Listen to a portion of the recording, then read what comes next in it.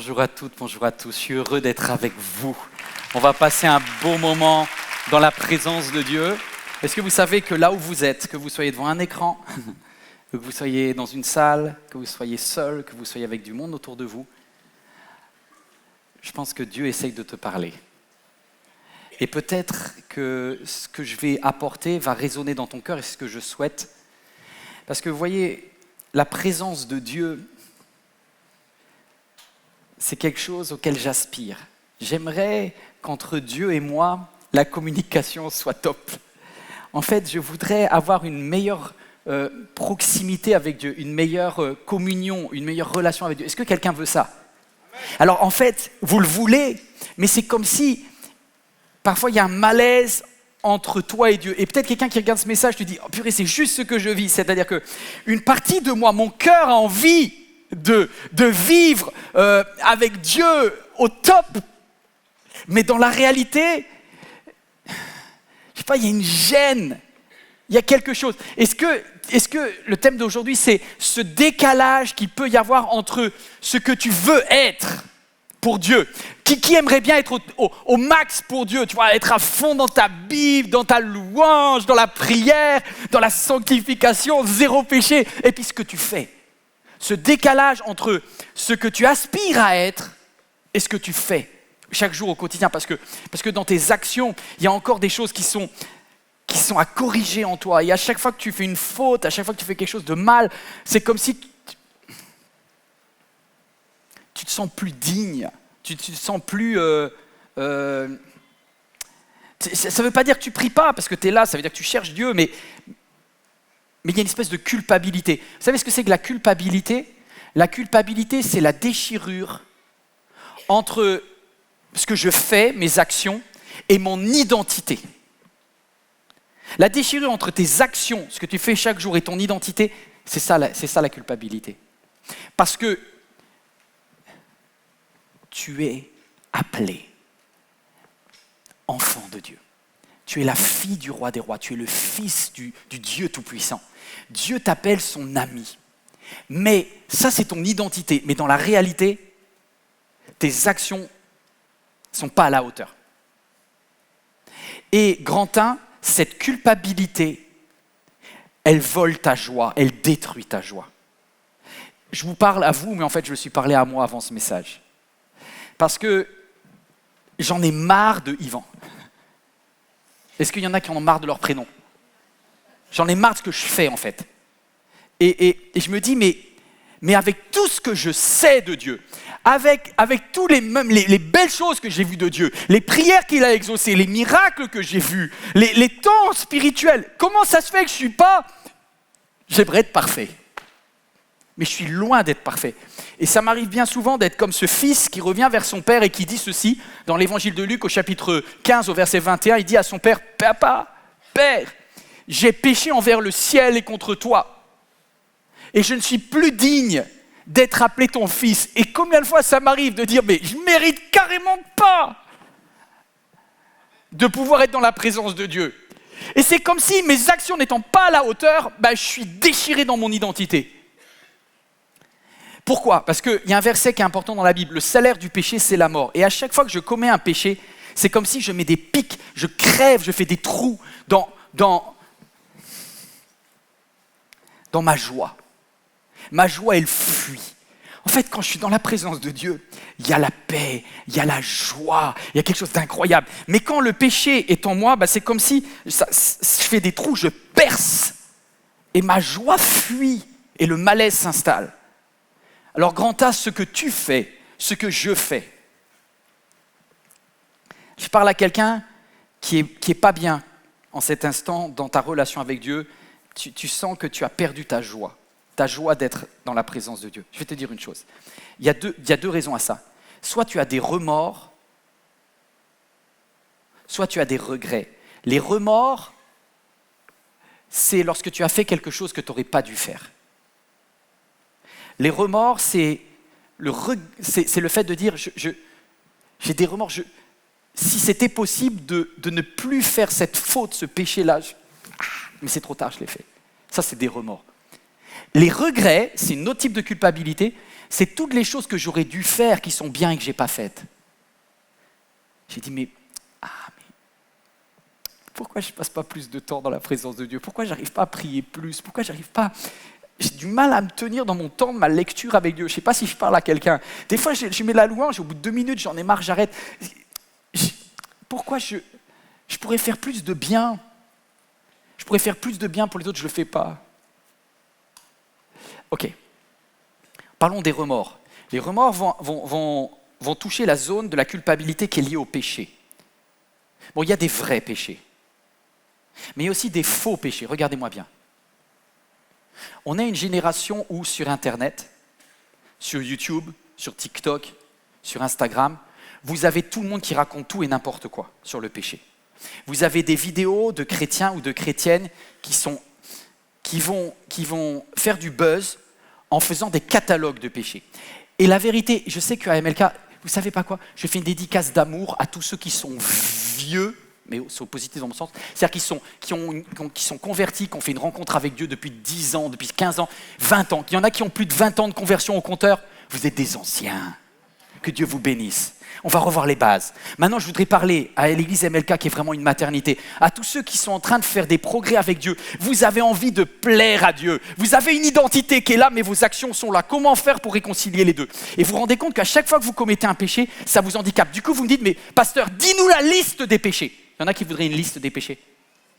Il y en a une. Elle est affichée à la mosquée. Il faut aller à la mosquée. Pardon, vous n'êtes pas... Non, je croyais que vous étiez musulman, en fait, je suis trompé. Vous voulez la liste des péchés? Allez à la synagogue. En général, un rabbin, il va être capable de vous dire quelle est la liste des péchés. Vous allez reprendre la Torah, vous allez reprendre l'Ancien Testament, il va vous faire lire le Lévitique et vous allez comprendre la liste des péchés. Vous n'êtes pas juive? Ah, excusez-moi, j'ai cru aussi. Vous dites, non, moi je suis quoi? Tu es chrétien. Elle est où la liste des péchés? Tu vas prendre ta Bible, Matthieu, Marc, Luc, Jean, Actes. Tu n'as quasiment aucune liste.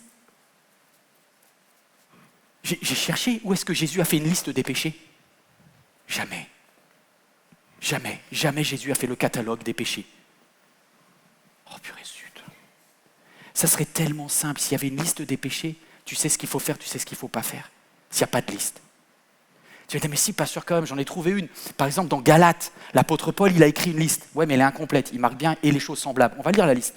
La liste de Galates, elle présente 3 types de péchés. Des péchés les plus voyants, c'est les péchés dans le corps. Vous connaissez les péchés qui concernent le corps? Normalement, tous ceux qui ont traîné un petit peu dans des églises ou dans des lieux religieux, vous connaissez tous les péchés du corps. Est-ce que je peux avoir quelques exemples? Ne vous inquiétez pas, la caméra est dans l'autre sens, il n'y a que moi qui vois. Je ne vous dis pas de confesser vos péchés, confessez les péchés de votre collègue ou de votre ami, mais pas les vôtres. Vous savez, vous ne commettez pas de péché, vous, dans le corps. Toi qui regarde ce message. Quels sont les péchés qu'on peut commettre dans son corps?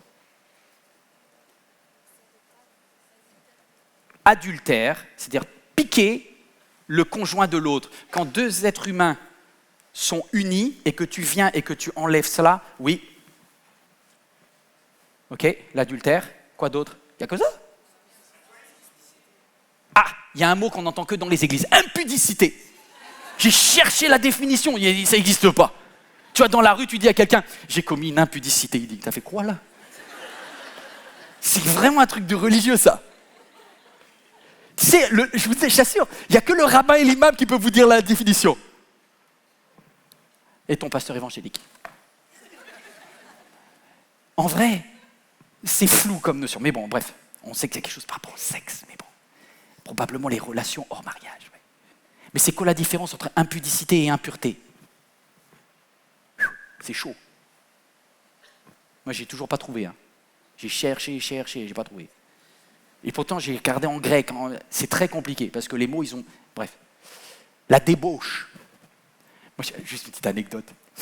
Une fois, il y a une fille de 14 ans, fille de l'ancien dans l'église, une sainte devant l'Éternel. La seule chose qu'elle ait fait mal de sa vie, c'est qu'elle avait volé un bonbon à la crèche, tu vois. Mais elle est tellement entendu des messages de pasteurs que le jour de son baptême, elle vient sur le devant, elle dit « Je voudrais demander pardon à Dieu pour toute ma débauche. » On l'a regardé comme ça, ma chérie, tu comprends pas le mot en fait. Elle était en train de confesser des péchés qu'elle avait jamais compris, tu vois. Donc, vous voyez, il y a des vrais péchés, mais il y a des faux péchés. Arrêtez de mélanger tout dans votre tête. Sur Internet, si vous voulez faire un buzz, vous faites un truc sur l'habillement qui est un péché. Et là, vous allez faire 300 000 vues. Mes amis, c'est du délire. Parce que jamais dans la Bible, il y a un seul verset qui vous dit la longueur de la jupe ou les trucs sur les formes. Il n'y a rien que dalle. Il y en a qui vont me dire la musique du monde. Mes frères, la musique du monde. Moi, j'ai arrêté la musique du monde. Je dis, t'écoutes quoi alors? J'ai dit, t'écoutes de la musique des extraterrestres alors? Parce que moi, il n'y a qu'un monde que je connais. Et j'ai essayé d'écouter Mars, j'ai pas capté. J'ai d'écouter Saturne, mais au niveau des ondes, ça passe pas. Et les autres planètes, extraplanètes, j'ai pas entendu. Les amis, on est dans le monde. Toutes les musiques qu'on écoute sont du monde. Non, mais je sais que... c'est là que les emails commencent à arriver. Ton oreille, là, ton corps, là, il entend de la musique du monde. C'est quoi? La musique du monde, je vais vous dire ce que c'est. Do, ré, mi, fa, sol, la, si, do. Et la musique chrétienne, c'est quoi? Do, ré, mi, fa, sol, la, si, do. Donc en gros, c'est pas la musique en elle-même qui peut être du monde. Ça n'a aucun sens. De toute manière, Jésus a dit, vous êtes dans le monde. Vous n'êtes pas de ce monde parce que vous avez une identité différente à l'intérieur de vous. Mais arrêtez les faux péchés. Tu vois, il y a des vrais péchés dans le corps, mais il faut arrêter les faux péchés. Après, j'ai pas entendu les histoires d'excès de table. Normalement, c'est les péchés Weight Watchers. Ça. Weight Watchers, ils devraient sponsoriser ce péché-là. Les excès de table. J'ai jamais entendu personne, et heureusement, dans l'église, tu vois, il y a eu des réflexions sur la longueur de la jupe, mais waouh, il est gros. C'est un pécheur. Non, il y a des trucs hormonaux aussi, tu vois, c'est un peu plus compliqué que ça. Ça ne veut pas dire que de temps en temps, peut-être qu'il se lâche. Bon. Mais vous voyez un petit peu combien les péchés, il n'y a pas de liste dans la Bible. Donc si vous voulez une liste, je sais que vous allez me dire, l'alcool. Non, l'alcool, c'est à la mosquée que c'est interdit. Ou bien, chez les évangéliques américains, oui, ça sera interdit. Mais dans la Bible, il a marqué les excès de vin. À partir de quand c'est un excès? Non, je voudrais vous dire qu'il n'y a pas de liste dans la Bible parce que c'est extrêmement compliqué, parce que Jésus ne regarde pas la forme extérieure du péché, écoutez bien ça, il regarde les motivations, ce qui vient dans le cœur. Écoutez bien, là je prends juste le premier rang. Voilà, le premier rang. Ils ont peur d'être... Pourquoi je suis allé au premier rang? Et ouais, le premier rang. À partir de combien de verres vous êtes pompette, vous êtes bourré? 5. 5. Donc, jusqu'à 4,99, attention, hein, parce que le millilitre de plus, tu bascules. Mais là, elle a essayé, même un petit cidre doux, elle est partie. Donc, vous voyez que la notion d'excès, c'est lié à qui? C'est lié à chacun, en fait. Toi, tu tiens 5, moi je pense à 3, je ne suis plus là. Donc, ce que je voudrais vous dire, c'est que les religions ont simplifié le truc.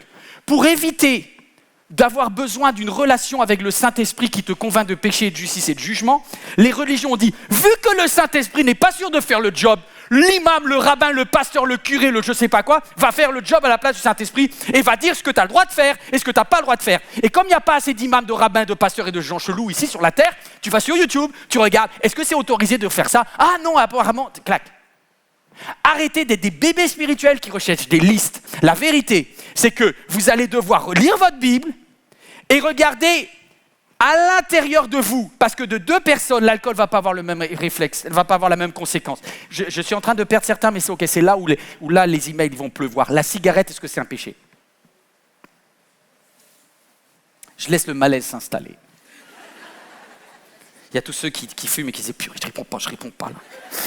Il y a ceux qui ne fument pas et qui n'ont jamais fumé, qui disent « Mais quand même, pasteur, c'est une évidence ». Où est-ce que c'est marqué dans la Bible? Je suis désolé, mais Marlboro n'existait pas au moment où la Bible a été écrite. Ok. Est-ce que la chicha, c'est un péché? Il y a les frères là, ils se disent « Wouh !» La question, elle est importante. Il s'arrête où le cannabis, est-ce que c'est un péché? Pasteur, tu m'as perdu. La chicha, j'ai compris que j'étais plus là, mais au cannabis, je suis carrément en partie. Est-ce que le cannabis, c'est un péché? Il y en a qui vont dire, mais c'est un produit de la terre, c'est de l'herbe. Il y a l'autre qui va dire, mais t'es fou, quoi. Ça va te détruire. Ben, oui et non. Je vais vous donner une petite information. Vous connaissez celui qu'on appelle le prince des prédicateurs. Le pasteur qui a le plus impacté l'Angleterre au XIXe siècle, Charles Spurgeon. Son église était la plus grande église de Londres. Il prêchait la repentance, la conversion, la sanctification. Il parlait de la paix. Il a écrit des textes qui ont servi de prédication à tout le monde. Et entre chaque prédication, il fumait un cigare. Mais vous ne savez pas quoi? À cette époque-là, il n'avait jamais appris ce qu'était le cancer des poumons, dont il est mort probablement d'ailleurs. Et dans sa tête, ce n'était pas un péché. Parce qu'il ne se rendait pas compte qu'il détruisait son corps. Donc il était inconscient du truc en fait. Est-ce que j'ai perdu quelqu'un ou pas? Est-ce que vous croyez que Spurgeon va en enfer? Parce qu'on est mal là les amis. Si Spurgeon va en enfer, on est mal. Hein. Vous comprenez qu'à chacun, en fonction de ton degré de révélation, voici pourquoi la Bible dit « Tout est permis, mais tout n'est pas utile. Tout est permis, mais tout n'édifie pas. Et je ne me laisserai asservir, je deviendrai dépendant de rien. » Le jour où ça devient pour toi quelque chose qui prend contrôle sur tes instincts, qui deviennent plus forts que ta volonté, tu bascules dans la zone où, attention, tu aimeras le Seigneur ton Dieu de tout ton cœur, de toute ton âme et ton prochain comme toi-même. Toi-même, c'est-à-dire que tu dois prendre soin de toi-même aussi. Là, tu es en train de sortir de la zone lorsque tu perds le contrôle. Ah, vous êtes toujours là ou pas? C'est pour ça, et je termine sur ce point, c'est pour ça que sur l'alcool, c'est très compliqué. Parce que quelqu'un va me dire, mais regardez, Jean-Baptiste, qui est un grand prophète de Dieu du Nouveau Testament, lorsqu'il naît, l'ange dit, tu ne boiras jamais de boisson alcoolisée de ta vie. Et maman Élisabeth, elle va veiller à ça. Et alors que quand Jésus vient, quelques semaines plus tard, vous avez vu son premier miracle. Vous vous rappelez le premier miracle de Jésus? C'est abusé quand même. Le cousin, il n'a pas le droit d'alcool, et Jésus dit, premier miracle, c'est quoi? Il a changé du vin en eau. Non, il a fait l'inverse. Il a changé de l'eau en vin. Vous allez me dire, bah, c'est pas grave, c'était juste l'apéro, ils n'étaient pas bourrés. Tu rigoles, c'était le 3e jour de la fête. Ils étaient tous pompettes déjà. Mais c'est pas cachère, ça. C'est pas halal non plus. Et c'est pas catholique non plus. C'est pas orthodoxe, c'est pas évangélique tout ça. Vous savez, c'est pour ça que quand Jésus était sur la terre, on disait que c'était l'ami des prostituées, l'ami des collecteurs d'impôts, des collabos. Il avait une réputation catastrophique. Je reste avec vous. Les péchés dans le corps, il y en a. Et quand tu commets un péché dans ton corps, et je crois que c'est des péchés qui salissent ton corps et le temple du Saint-Esprit, ne fais pas n'importe quoi. Mais attention, n'inventez pas des faux péchés. Parce que sinon, vous allez devenir des religieux en vieillissant. Vous allez être focalisé sur les signes. Est-ce que c'est possible d'afficher ça? Les signes extérieurs de mondanité. Ça, c'est très voyant. Et sur Internet, vous faites une vidéo sur les signes extérieurs de mondanité. Vous avez minimum plusieurs centaines de milliers de vues. Et vous pointez du doigt en disant « Regarde ce qu'il fait, regarde ce qu'elle fait ». Mais par contre, la deuxième partie, les signes intérieurs de dureté, alors là, les amis, ça passe café crème inaperçu. Et c'est pour ça que les chrétiens ou les chrétiennes sont aussi méchants, sont aussi méchantes. Et que franchement, entre un bon musulman, un bon juif et un bon chrétien, il n'y avait aucune différence, parce que tous, si c'est que leur religion, ça fait d'eux des petits orgueilleux qui sont super bien contre les signes de mondanité extérieure, mais qui à l'intérieur sont durs comme de la pierre. Et ils ne voient pas les deuxièmes types de péchés, les péchés de l'âme. Parce que tu vois, t'es corps, âme et esprit. Alors, esprit, c'est facile, c'est les péchés de la divination, etc. Je pense que tu as arrêté les cartes depuis longtemps au niveau de la voyance, tant mieux. On va faire comme si tu ne convoques pas les démons. Hein. Merci. On enlève ces péchés-là. Les péchés du corps, certains, vous êtes en train de perforer l'identité qui est en vous avec des péchés du corps et ça vous rend mal à l'aise, j'entends. Mais il y a un troisième type de péché qui est les plus vicieux parce que ceux-là, ils sont moins facilement détectables, c'est les péchés de caractère. Voici, on peut lire ensemble les haines. Ah non, il n'y a jamais ça dans les églises. Non. Les querelles. Mais non. Entre deux pasteurs sur Internet, vous voyez ça tous les jours. Je dis, lequel de deux va pécher le plus aujourd'hui? Les colères. Les rivalités. J'ai l'impression qu'il est en train d'écrire nos églises là. Les divisions. Les clans. C'est l'autre mot de secte. Il n'y a pas de clan MLK, hein? T'as quelqu'un qui bosse à l'accueil ou à la louange qui est... Les êtres humains sont remplis de ces péchés-là, et moi le premier. Mais je ne vais pas parler de vous parce qu'on va oublier les êtres humains. Nous, on est des chrétiens, on est sanctifiés, donc on n'a aucun péché de caractère, d'accord. Par contre, je vais vous parler de mes poules. Non, mais quand je parle de mes poules, c'est au sens propre. Vas-y, montre-moi mes poules. J'ai adopté. Ça, c'est mes 3 poules. Je veux dire, c'est pas un péché, donc j'en profite, toi. C'est mes 3 chéris. Je vous présente celle qui est noire, celle qui est rousse et celle qui est tachetée. Celle qui est tachetée, je l'appelle Coucou. C'est son petit nom. Je voudrais vous parler parce que Coucou est victime, depuis qu'elle est arrivée, de la méchanceté de la toute rousse et de la toute noire. Elle est victime d'une discrimination. Je ne sais pas parce qu'elle n'a pas la bonne couleur, je ne sais pas. Elle doit être trop métissée, bizarre. Ils disent, toi, t'es pas fini. Pourtant, elle est plus grosse. Toi, je me suis dit, mais depuis qu'elle est arrivée, ils sont arrivés tous les 3 ensemble. Les 2 là, elle lui met de la misère. Et quand Coucou s'approche, elle fait un coup de bec comme ça. Comme ça. Et moi, je suis là, hé les filles, oh, c'est qui votre pasteur là? Il y a des problèmes de caractère dans cette église de poulailler là. On arrête les bêtises. On est gentils les unes avec les autres. Aimez-vous les uns les autres. Mais rien à faire. Jusqu'à il y a 2 jours. Et il y a 2 jours, j'ai décidé d'adopter 2 petites nouvelles. Alors elles sont plus petites. Vous voyez, je suis très MLK, hein. Je suis dans la diversité, tu vois. J'ai une grise maintenant et une blanche. J'ai compris qu'MLK c'est compliqué à faire, hein. Je comprends qu'il vaut mieux faire des églises communautaires, moi. Là, vous avez une grise et une blanche. Je me suis dit, comment les autres vont l'accueillir? N'est-ce pas le rêve de toutes les églises qu'on augmente, on grandisse, qu'il y ait des gens sauvés? Vous êtes d'accord avec ça? Eh bien alors regardez ce que font les poules. Rien à voir avec les chrétiennes dans l'église, hein. Elle a regardé d'un mauvais œil les 2 nouvelles, alors qu'elle-même, elle était victime des discriminations des 2 guerrières de derrière.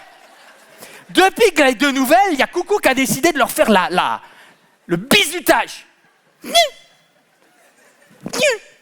Je dis, Coucou, mais Coucou, je dis, mais toi-même, t'as souffert de ça! Des clans, des divisions, des haines, des sectes, des méchancetés, des vacheries dans l'équipe de louange, à la sécurité, à l'accueil, à la sono. T'as dit, franchement, ils sont... Et maintenant qu'il y a un petit nouveau, t'es là, t'as vu sa jupe? Elle n'est pas sanctifiée. Elle n'est pas sanctifiée. Honnêtement, elle ne le fera pas devant vous. Mais genre, elle dit des gros mots avec l'autre. Tu vois bien que le langage, il est ordurier. Tous les coucous qui sont dans la salle dont je fais partie, et toi qui es devant Internet, c'est tellement incroyable. On est capable de souffrir des péchés des autres contre nous. Et tu ne te rends pas compte que toi, une fois que... tu es la plus dure. Quand tu es arrivé toute sale à l'église, où tu ne connaissais pas Dieu, où tu as dû demander pardon, où ton maquillage a coulé, où tu étais Seigneur, pardonne-moi tous mes péchés, ce jour-là, tu étais bien content d'être accueilli par les autres. Et maintenant, quand tu as des personnes que tu ne trouves pas assez spirituelles qui est là, tu dis, cette église est mondaine. Ouais, elle est mondaine, mais de dureté intérieure. Et ça fait mal au cœur du Père Céleste. Parce que quand il t'a accueilli, il t'avait accueilli mieux que ça. Alors j'entends plein de syllogismes. Vous savez, les syllogismes spirituels, c'est « La parole de Dieu dit que ». Mon ami, arrête de dire « La parole de Dieu ». T'as jamais entendu Jésus ou quoi? Écoute combien de fois Jésus a parlé et qui lui a pris la tête. C'est ceux qui faisaient des listes de péchés. Je veux dire, Jésus n'a pas eu de problème avec Marie de Magdala, hein, l'ex-péripatéticienne du bois de Boulogne. Hein. Elle est arrivée, ils ont tous craché sur Jésus, ils ont tous vomi sur Jésus, elle a cassé son flacon d'albâtre, ils ont tous dit « Quel gâchis, si cet homme était vraiment de Dieu, si le pasteur Yvan il était vraiment spirituel, il n'y aurait pas un titre comme il y a eu dans Ouest France il y a quelques jours. » Vous avez vu le titre? J'ai passé une balle perdue en même temps, tu vois là. Je fais ma thérapie en direct, pardonnez-moi tous ceux qui comme moi ont des choses à régler avec eux-mêmes. Il y a quelque temps, on a accueilli, et je la remercie, une journaliste de Ouest France qui, je pense, n'avait jamais mis les pieds un jour dans un lieu comme celui-ci. J'avais passé du temps au téléphone pour lui expliquer ce que c'était MLK, une auberge qui accueille tout le monde, quel que soit. Elle trouve ça formidable. Elle est venue, elle a bien aimé avec son caméraman, ils ont filmé. Elle a fait 3 reportages, un super reportage vidéo, assez long et formidable, des super témoignages. Un deuxième reportage très positif avec un petit texte écrit. Et un troisième. Et un troisième, c'est un article long. L'article en lui-même, il n'y a rien à dire. Mais le titre, je suis parti en arrière quand j'ai vu le titre. En fait, elle a mis comme titre « L'église MLK entre boîte de nuit et one-man show ». Merci les religieux d'avoir fait « Oh ». J'ai fait comme vous. À un moment, j'ai pensé à ma maman. J'ai dit « Maman, elle va lire ça si je suis mort ». Ça, c'est encore à cause des lumières. C'est même pas moi qui ai commandé les lumières, voilà. Ils m'ont foutu dedans avec les lumières et tout ça. Ça, mes amis, c'est que la forme, aucun intérêt. Mais je voudrais vous dire quelque chose. J'ai appelé du coup la journaliste, j'ai dit « Madame, quand même, on a parlé de la croix, on a parlé de la repentance. Le seul truc que vous retenez, c'est le one-man show et la boîte de nuit. » Elle me dit « J'ai pas choisi le titre. » Et en fait, j'ai compris que quand vous êtes journaliste, c'est votre rédaction qui choisit le titre. Et qu'à un moment, eux, ils sont là pour vendre du papier. Hein. Chacun doit manger. Hein. Donc c'est clair que d'un point de vue clic, c'est mieux de mettre boîte de nuit. Et après, au lieu de la juger elle et de me dire « Ouais, je suis victime d'un truc, c'est quand même pas cool, quoi. » Et je me suis dit, je vais l'appeler, je lui envoie un message, et je me rends compte que dans sa bouche à elle, c'est positif. Vous êtes là ou pas? C'est-à-dire que ceux qui ont trop d'années de conversion, mais c'est formidable, hein, ben, vous vous êtes offensés de ça, et moi le premier. Mais si vous êtes un nouveau dans la foi, vous dites, ben, normalement, un one-man show, tu payes pour y aller, hein, et là c'est gratuit. Une boîte de nuit, tu payes pour y aller, là c'est gratuit. Et puis bon, il n'y a que chez les religieux que ces deux choses-là sont très négatives, on est d'accord? C'est-à-dire, le point commun, c'est l'endroit où ils n'aimeraient pas qu'on dise ça, c'est à la mosquée, à la synagogue. Donc je me suis dit, Yvan, en fait, pourquoi tu réagis mal à ce titre? Parce qu'en fait, elle ne l'a pas fait dans un esprit mauvais, elle a dit que c'est en fait super moderne, c'est ça qu'elle a voulu dire dans sa langue à elle. Et je me suis dit, le but de MLK, c'est quoi? C'est de sauver ceux qui sont déjà sauvés ou de sauver ceux qui vont en boîte de nuit et ceux qui vont regarder des one-man shows? Parce que si mon but, c'est de toucher ceux qui vont en boîte de nuit, alors c'est que c'est un bon titre. Je ne sais pas si j'ai convaincu ma mère. Jésus dit, je ne suis pas venu pour les bien portants, pour ceux qui se considèrent comme... Je suis venu pour tous ceux qui reconnaissent qu'ils ont besoin d'un sauveur. Et donc je me suis dit, quel aurait été le pire des titres? Une église parfaite pour des gens saints. Ben non, il vous dit, pasteur, c'est beau ça. Si elle avait dit, MLK, une église parfaite pour des gens saints, déjà, ça aurait été un gros mensonge. Et deuxièmement, alors c'est plus une église. Parce qu'une église n'est pas un yacht de croisière pour des riches spirituels. C'est une arche de Noé pour sauver tous ceux qui auraient coulé autrement. Et donc c'est à vous de choisir ce qu'est l'église. Et moi j'ai décidé de me dire, les sauvés, ils sont déjà sauvés. Donc vous savez, je juste fais une petite dédicace à tous ceux qui considèrent que MLK est mondain. Je ne cherche même pas à te convaincre. Trouve-toi une bonne église à ta hauteur. Et il n'y a pas de sujet. Mais moi, je vais continuer à chercher, à faire ce que le prophète a dit, aplanissez les voies, le chemin, faites tomber les obstacles pour qu'ils puissent rencontrer Dieu. Et si un jour vous considérez que je suis quelqu'un qui donne de la flotte, qui donne de l'eau, j'ai envie de te dire, relis l'histoire de la Samaritaine. Jésus ne lui a pas donné de la doctrine, il ne lui a pas donné des interdits. Il lui a dit, si tu savais quelle eau je peux te donner. Je préfère que les gens viennent, que ce soit de la lumière, que ce soit du son, c'est pas grave. J'ai qu'un seul but, c'est qu'à la fin, sa vie soit révélée et qu'elle soit amenée à la repentance et que ça change. Et ça, c'est même pas mon travail, c'est le travail du Saint-Esprit. C'est là où le pasteur se retire, c'est là où le curé devrait se retirer, c'est là où l'imam, s'il connaissait le Saint-Esprit, devrait se retirer, où le rabbin, les amis. Personne ne remplacera le Saint-Esprit qui convainc de péché, de justice et de jugement. Et chacun devra rendre compte de ses actes dans ses péchés spirituels, dans ses péchés de son corps et les péchés de son âme. Et je peux te dire, celui qui sent le plus mauvais ici n'est pas celui que l'on croit. Et il y a des grandes différences. Et cela, ça m'amène à qui es-tu ? Qu'est-ce que tu penses de toi-même, grand B ? Qu'est-ce que tu penses de toi-même ? Tu te sens au top ou tu te sens nul ? Parce que je peux te dire que la culpabilité, le sentiment de ne pas être à la hauteur, ça peut être très positif. En fait, il y a une culpabilité qui vient du Saint-Esprit, qui vient de Dieu, et il y a une culpabilité qui, elle, vient du monde, et celle-là, elle est destructrice. Écoutez bien. La culpabilité qui vient de Dieu va t'amener à la repentance. Lisez juste avec moi 2 Corinthiens 7,10. En effet, la tristesse qui vient de Dieu produit la repentance qui conduit au salut et que l'on ne regrette jamais. En gros, Dieu permet que tu aies de la culpabilité en toi, ça vient de Dieu, que tu aies ce malaise qui fait qu'aujourd'hui tu dis j'ai perdu ma joie. Pourquoi ? Parce que la culpabilité va te dire ok Yvan, il faut que tu changes. Ne reste pas dans cette situation où tu as des fuites dans ta relation avec Dieu. La culpabilité qui vient de Dieu conduit au salut, à la repentance et au salut. Tandis que la tristesse, la culpabilité qui vient du monde produit la mort. Voyez ce que cette tristesse qui vient de Dieu produit. Elle produit une envie de donner des excuses. Je te demande pardon. La vraie culpabilité qui a un sens et qui vient de Dieu te fait appeler la Tati en Guadeloupe et dit « Tati, j'ai mal parlé, je te demande pardon. » Ça, c'est de la bonne culpabilité. La bonne culpabilité va te dire « Je vais arrêter cette situation parce que je suis en train de flirter avec quelqu'un qui est déjà marié. » Non, il n'y a personne qui a dit amen. Tu n'as pas reçu la balle en entier. Excuse-moi, je vais recharger le pistolet. Désolé. Je voudrais te le dire parce que je pense que c'est possible que ça vienne de Dieu. Mais cet homme au boulot, là, qui correspond à ce que tu aurais rêvé trouver dans l'église et que tu n'as jamais trouvé.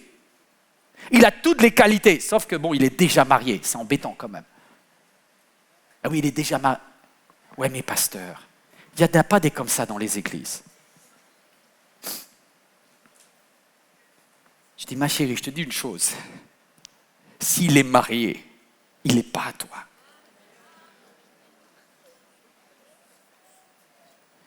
Ouais, mais j'essaye de pas trop le fréquenter à la machine à café. J'essaye de pas répondre à tous les messages. Je dis, combien de temps tu vas vivre dans le malaise ?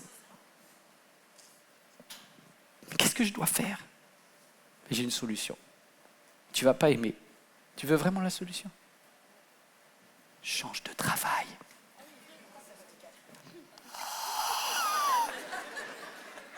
Change de travail, mais ça n'a rien à voir avec le travail. Ça a tout à voir avec le travail. Parce que si c'est là que tu pars en vrille, change de travail. Dis, mais le travail, c'est Dieu qui me l'a donné. L'Éternel a donné. L'Éternel redonnera. C'est chaud, tu dis, pasteur, c'est dur. Et oui, c'est ça la sanctification en fait. Arrête à la sanctification à regarder des vidéos nulles sur YouTube. La vraie sanctification, c'est dans les décisions du quotidien comme ça. C'est la vraie sanctification, c'est de dire, plutôt que de faire n'importe quoi de ma vie, je vais consacrer du temps avec Dieu, je vais... Ah !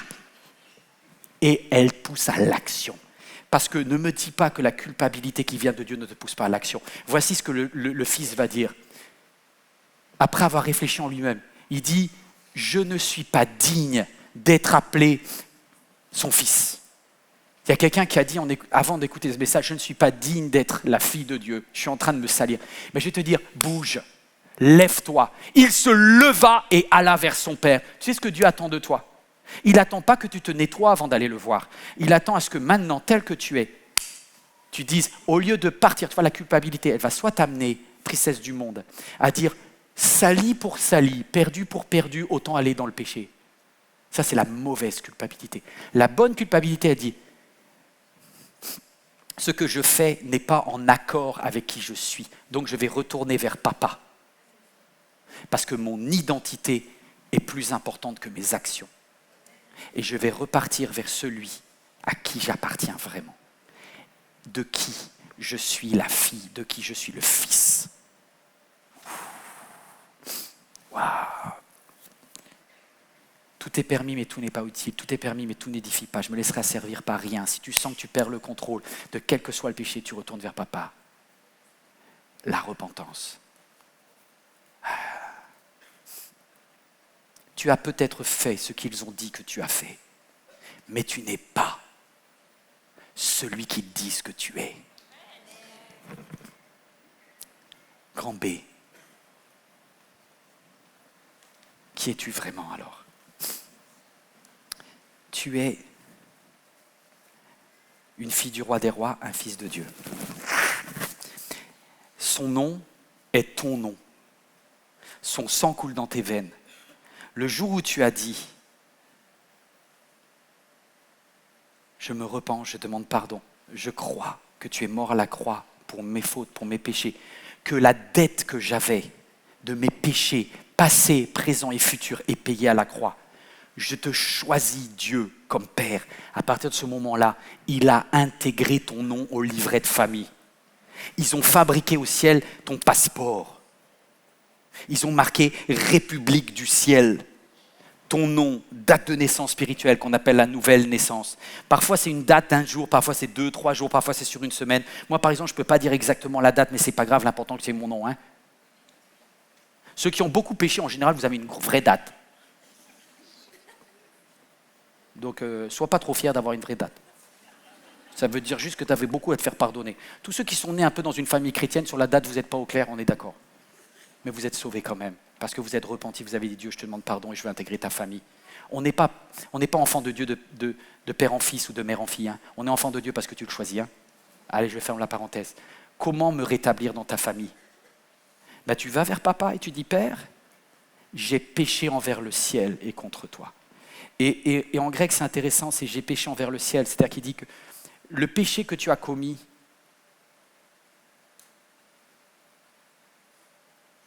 a explosé en fait. Tous les péchés que je fais, ça contamine le ciel. Les démons sont heureux, les anges sont attristés. En fait, les péchés que je fais, ils impactent les autres.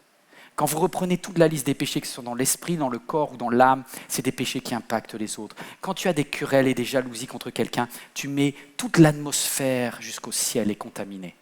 Ne laisse pas ça. C'est une fuite à la présence de Dieu. Reviens. Il se leva, il alla vers son père. La question c'est, est-ce que papa va l'accepter? Écoute, je parle à quelqu'un qui dit, ok, pasteur, mais là, je suis rentré à la maison, je vais me prendre une dérouillée. Je ne sais pas s'il y en a qui ont eu des parents qui avaient le martinet ou qui s'attapaient un petit peu, tu vois. Bah, Dieu, c'est pas ça. Il dit, comment tu sais? Dieu n'est ni européen, ni africain, ni américain, ni asiatique. Il est tout et il est personne d'entre nous. Dieu est amour. Est-ce que ça veut dire que Dieu ne corrige pas? Il corrige, mais pas du tout de la même façon que les êtres humains. Vous savez, la correction de Dieu, elle commence avec la culpabilité. Et si tu es mal, c'est déjà que tu es sous la correction de Dieu. Alors qu'est-ce qui se passe une fois que tu te bouges et que tu reviens vers Dieu? Eh bien, tu t'attends au pire. Et voilà ce qui s'est passé dans sa tête. Il se dit, le Père, il va me mettre maintenant comme un esclave, comme un serviteur, je suis dégradé. Tu penses que tu vas avoir un déclassement spirituel, que tu deviens du coup un citoyen du ciel, mais c'est comme s'il y avait deux cartes d'identité au ciel. Il y avait la carte des bons et toi tu as la carte des mauvais. Tu es au ciel mais tu as la carte des mauvais. Non, non, Dieu n'a pas des bons et des mauvais enfants, il n'a que des enfants. Et quand Dieu t'accueille, il t'accueille. Regardez ce qui s'est passé. Regardez bien, parce que quand Jésus a dit cette parabole, il savait très bien ce qu'il disait. Il dit le papa, et le papa c'est Dieu. Le papa est sorti de la maison. Toi, c'est même pas... Tu sais que quand tu reviens à Dieu, c'est les derniers mètres qui sont les plus difficiles. C'est quand tu reviens à Dieu, quand tu dis dimanche prochain, je retourne à l'église, je vais aller louer Dieu, je vais reprendre la Sainte Seine. C'est au moment d'y aller, tu dis je ne suis pas digne. Et c'est là où tu as besoin d'écouter ça. Alors, les derniers mètres, souvent, comme tu n'as pas la force de le faire, c'est papa qui sort. Imaginez, je ne sais pas s'il est avec des babouches, avec une djellaba et tout ça. Il court. Et qu'est-ce qu'il fait au fils? Le fils, il pue. Il est rempli de caca. Il est rempli de crottes. Il a traîné avec les cochons. Et le père dit, regardez ce qui est marqué. Alors qu'il était encore loin, son père le vit, fut rempli de compassion. Il courut se jeter à son cou et l'embrassa. Et là, tu te dis, mais moi, si Dieu, alors que écoutez bien, quand je me sens pas bien, quand je sens que ce que j'ai fait est contraire à mon identité, quand je suis déchiré, c'est pas moi qui... J'essaye de vous dire quelque chose. En fait, si tu as une distance entre toi et Dieu, c'est pas du côté de Dieu, c'est de ton côté à toi. C'est comme si tu avais une dette envers Dieu. Et comme tu sais que tu as une dette envers Dieu, je ne sais pas si quelqu'un doit de l'argent à un ami, ça foire l'amitié. Hein. Si tu as emprunté 1 000 € à quelqu'un et que tu l'appelles pour n'importe quoi, tu vis en culpabilité. Eh bien, c'est exactement pareil avec Dieu. Comme tu as des péchés, tu as une dette envers Dieu, tu as oublié qu'il a tout payé à la croix, et donc tu dis, purée, il va me rappeler ma dette. S'il me parle des 1 000 €, je suis mort. Parce que je ne peux pas payer. Oui, tu ne peux pas payer. Il l'a payé. Car Dieu a tant aimé le monde, qu'il a donné son Fils à la croix, afin que quiconque croit en lui ne meure point. Il a dit, je vous ai racheté, remboursé. Et donc, quand le Fils arrive, il a du mal à faire les derniers pas, parce qu'il se dit, papa va me... Il va dire, t'étais où? T'étais où? T'étais dans la porno, t'étais dans l'adultère, t'étais dans la querelle, t'étais dans la jalousie. J'ai vu ta colère. Non, ça c'est un père humain. Le Père divin, il se sert. Parce que le Père ne peut pas être contaminé par ta grâce. Parce que Dieu est pureté. Parce que Dieu est saint. Et quand il y a quelque chose qui vient, quelqu'un qui vient rempli de saleté, voici ce qui se passe. Ton vêtement ne contamine pas Dieu. Voici ce que dit le Père. Donnez-lui le nouveau vêtement. Alléluia. En fait, tu as le vêtement de papa qui te réveille immédiatement. Tu dis, mais je sens pas bon. Oui, ne va pas acheter un parfum de religion. Le seul parfum, c'est le parfum de la famille. Et Dieu met un parfum sur ta vie. Waouh! Attendez. Vous savez, j'ai une alliance parce que je suis marié à ma femme. Et je suis très heureux de cela. Waouh! J'arrive plus à l'enlever d'ailleurs. C'est bon signe. Si j'ai réussi quand même. Ça, c'est mon anneau. Ça veut dire que pour la vie, je suis uni avec elle. Et voici ce que dit le papa. Il dit au serviteur, amenez un anneau pour mon fils. C'est comme si Dieu, il a fait une alliance avec toi, tu vois. Et en fait, il va y mettre une bague au doigt. N'oublie jamais que Dieu a mis une bague à ton doigt. Tu es sauvé. Tu fais partie de la famille de Dieu. Ton doigt est sale. Il va mettre la bague. Et la bague purifie. Ouais, c'est merveilleux. Rempli de compassion, il se jeta. Est-ce que vous réalisez que vous êtes un ami de Dieu? Je dois vous quitter, je suis en retard. Est-ce que vous réalisez que vous êtes un ami de Dieu? Qui suis-je? Ça, c'est une question que j'ai souvent posée à Dieu. Et je voudrais qu'on puisse peut-être fermer les yeux en cet instant. Qui suis-je? Toi qui es devant ton écran, juste ferme les yeux un instant. Peut-être tu es rempli de culpabilité, tu dis, je ne me sens pas bien, je ne me sens pas au niveau spirituel, je devrais être beaucoup mieux que ce que je suis. Oui, je sais. Mais il t'a choisi. Qui suis-je pour que tu sois attentif à moi? Quand je t'appelle, tu m'entends. Est-il vrai que tu penses tellement à moi, que tu m'aimes? Quelle grâce! Je suis l'ami de Dieu. Je suis l'ami de Dieu. Je suis l'ami de Dieu. Il m'a choisi. Je suis l'ami de Dieu. Je suis l'ami de Dieu. Je suis l'ami de Dieu. Il m'a choisi.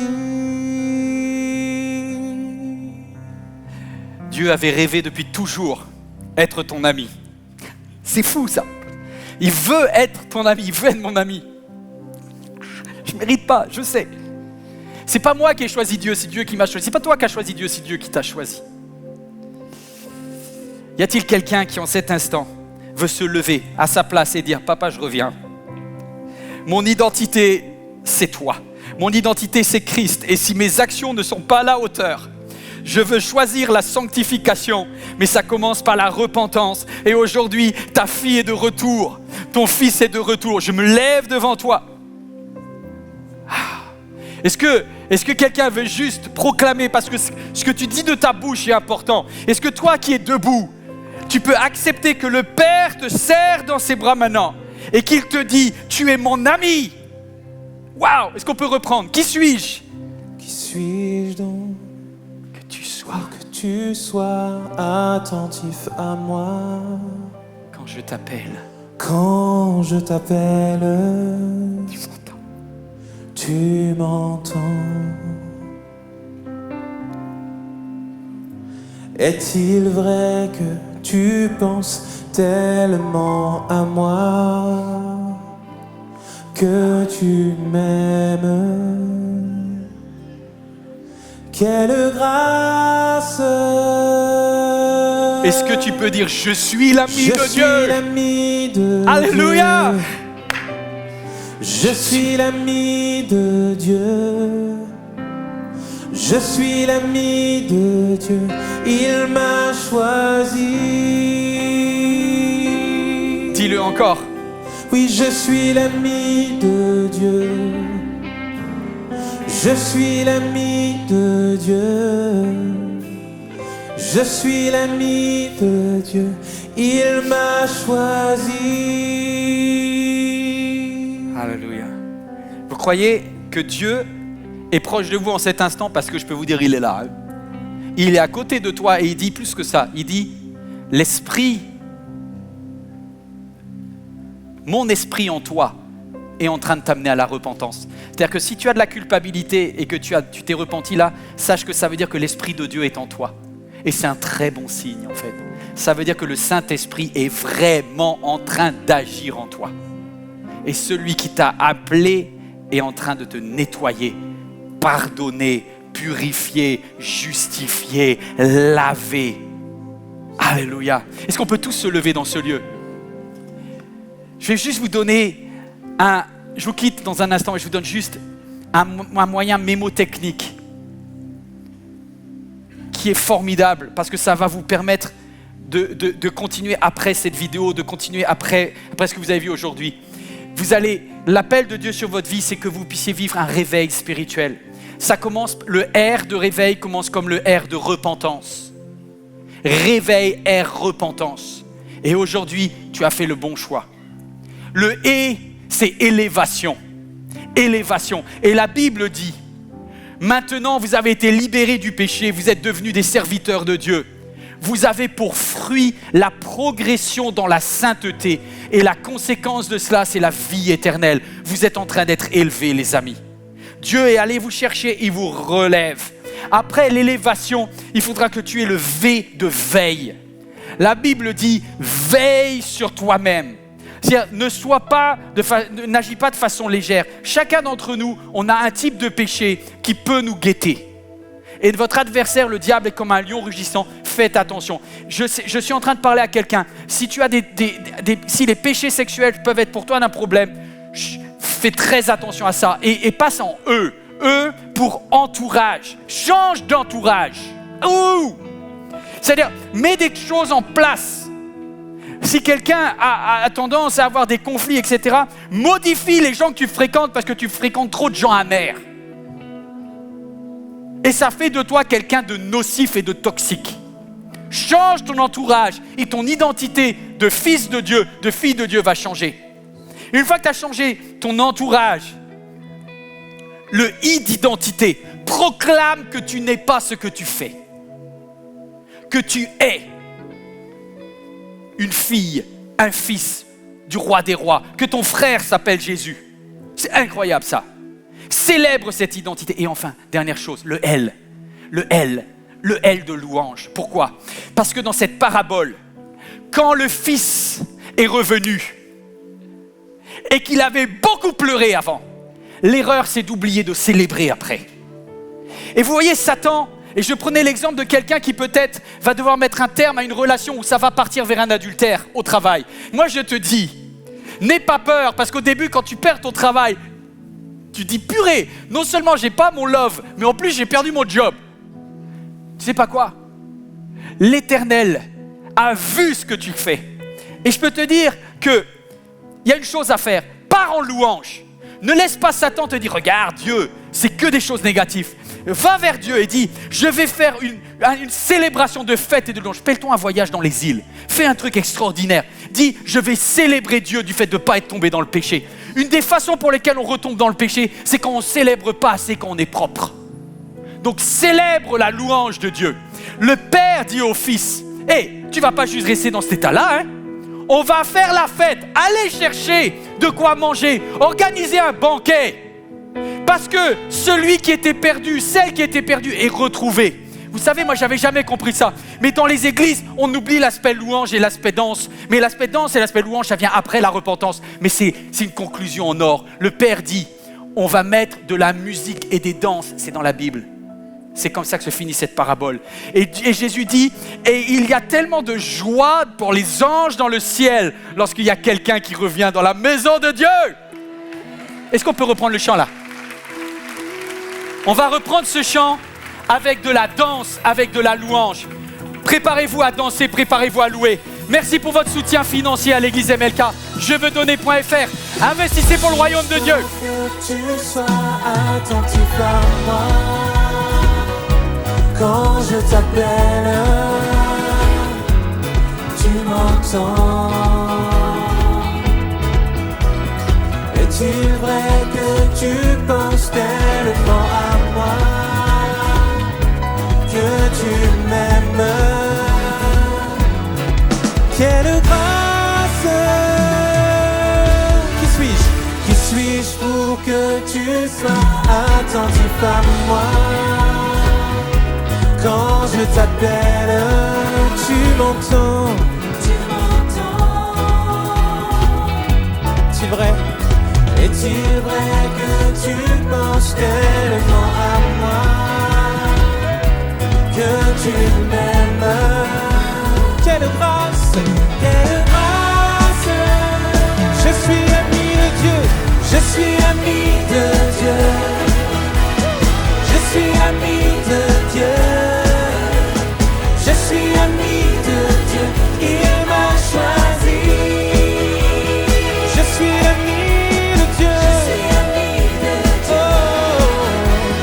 je suis ami de Dieu. Je suis ami de Dieu, il m'a choisi. Il nous a choisis. Tu es, je suis, nous sommes les amis de Dieu.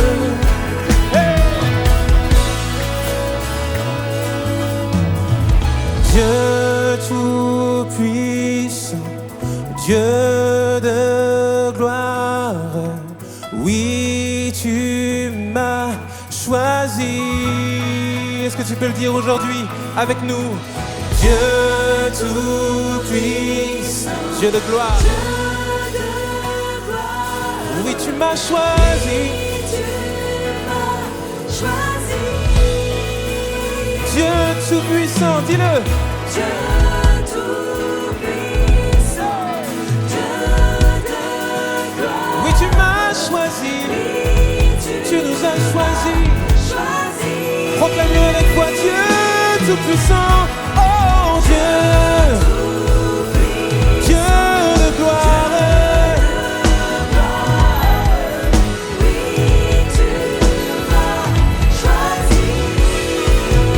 Tout-puissant, dis-le encore, proclame. Dieu tout-puissant, Dieu de gloire.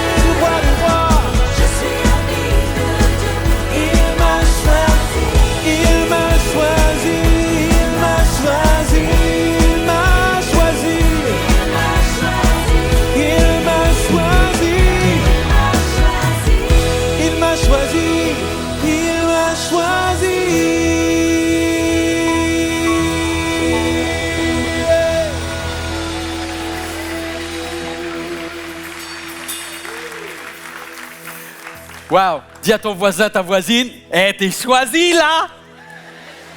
Vous êtes choisis, vous qui êtes en ligne. Est-ce que vous avez compris dans quel état d'esprit vous devez arrêter cette vidéo? Dans quel état d'esprit vous devez quitter ce lieu? Vous devez partir en disant, je suis lavé, je suis pardonné, je suis purifié, tout est grâce.